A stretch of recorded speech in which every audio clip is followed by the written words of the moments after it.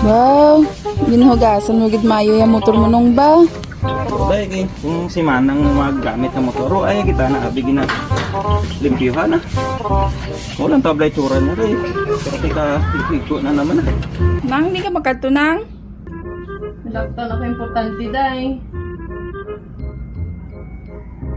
Di si Mano mo, day? At ito sa gwaga, panghugas mo to ka motor? Ay, abaw! Ginugasan niya patana ang motor nga may laktan ako. Eh magamit lang ka motor. May gid na limpyuhan na. Lang tawa ni. Maili kay malimpyuhan mo, amit ni gamit niya. Ang tabla kung malimpyuhan ni kay wala pa kay lakat niya. Ay, abaw nga, ginugasan mo na kay may laktan ako.